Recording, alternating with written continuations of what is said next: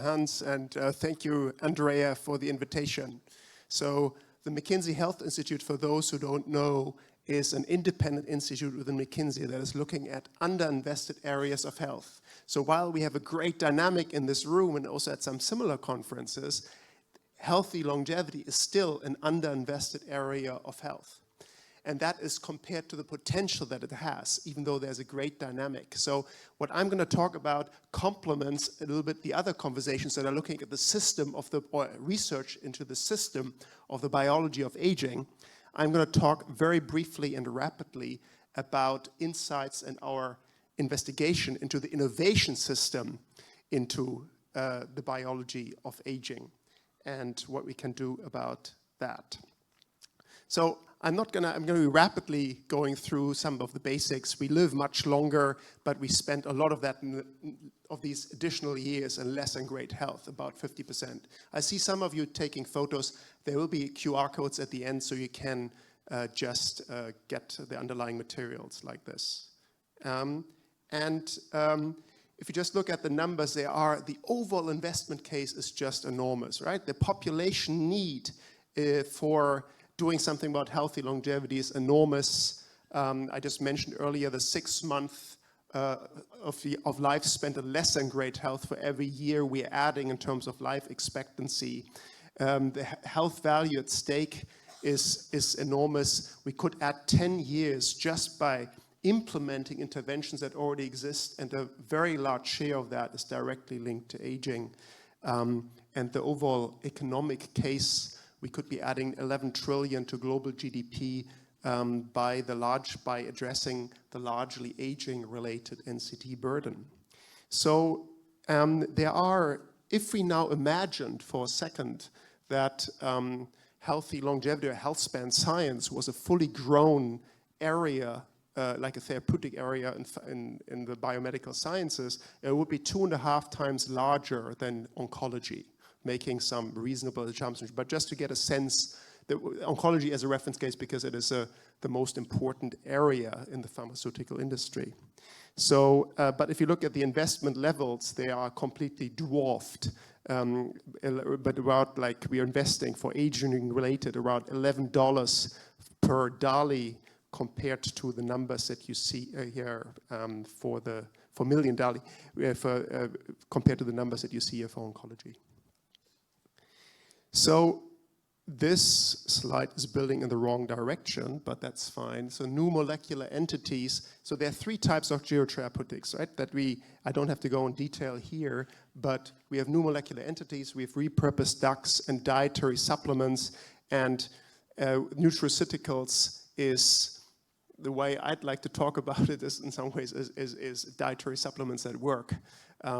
So all of those are very different if you look at the anatomy of the innovation system behind that. From a new molecular entry perspective, we have an amazingly working innovation system that has delivered a lot of value for the last 100 years to us, which is a pharmaceutical ecosystem. That we know is working primarily through temporary IP protection. However, at the same time, these are we're completely relying on disease-based indications, and that is counterproductive or very limiting if we are looking at let's say a risk factor like aging, and we have discussed that in other places. On the repurposed drug side, there are 2 variants. One variant are those that are on patent, like for example GLP-1s. So there's an opportunity in the sense that we can leverage indication extensions potentially. That's great. However, if you look at it from an economic perspective, this kind of model is very indirect and relies in some ways on a profitable launch indication, as we have now with weight loss in an incredible way, and then follow up. However, you will only come through with data if you have that special constellation, which is limiting. On the off-patent side, if you look at the study that has often been cited that looks at the potential of different drugs for repurposing in the aging field, 80% of those are approved drugs that are off patent.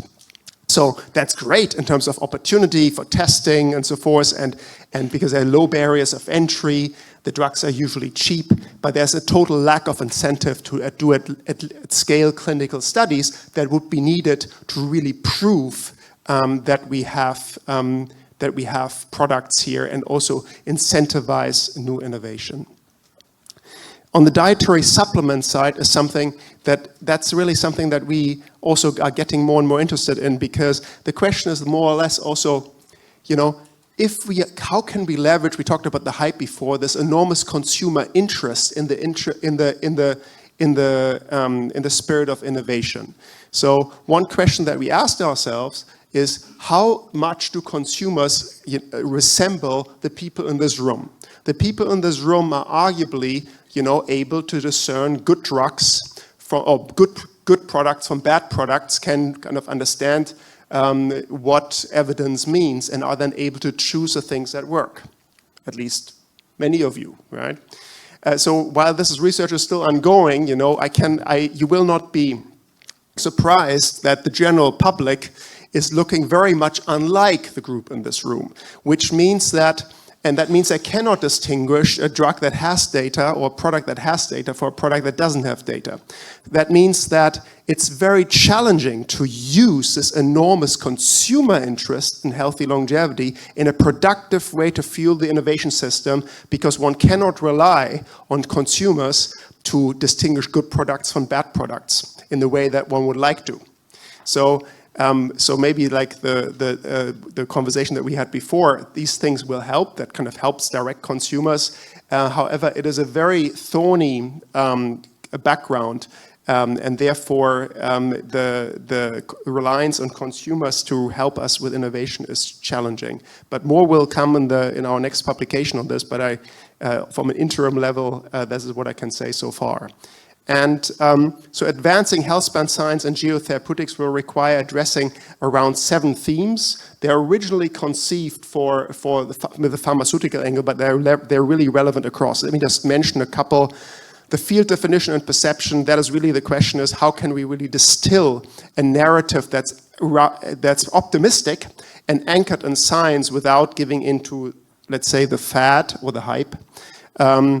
Of course, what we are contributing here in this conference, a fundamental understanding there's in terms of getting data together across the globe. We've just discussed in the break access rights in different countries and how problematic that is. So there's much more to do there.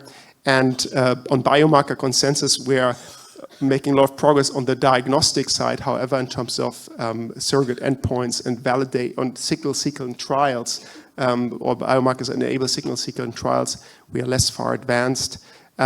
Translation clinical development, of course, very important. I mentioned it earlier. Regulatory pathways. So there is an opportunity for more regulatory dialogue. That does not mean that one needs novel regulatory setups or so, but chartered pathways are incredibly important for investment. And no matter in which of these 3 alternative pillars that I mentioned earlier we are looking at, chartered pathways are important for investments, and the ability to recoup investments in a useful way. That's something that we are clearly seeing across the ecosystem. So there is opportunity to go forward. De-risk investment, a lot of the investment let's say, there's still a lot of money is not enough blue chip and experienced, let's say, life science investment in this field, even though there's progress on this from pharmaceutical companies and the large funds and institutional investors. However, there's great opportunities to work on this in terms of blended finance. And lastly, I was very happy to hear just what was said earlier in terms of evidence-based practices and talent, that there's progress there, but this kind of ecosystem to support anything that is coming through the pipeline in terms of innovation is absolutely critical.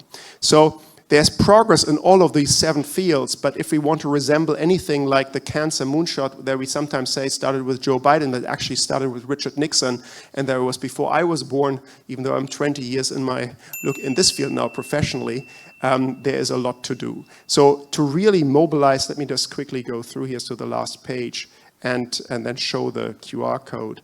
To really mobilize across society to live up to the potential of the area that all of us are passionate about, a more comprehensive societal mobilization is needed across all of these stakeholders. They all have a role to play, and what we are doing in the Institute is really having a lot of dialogues, following up also on a previous conversation, to mobilize for that. And I'm very happy to be with you on this journey, and I believe now we have time for a few questions if there are any.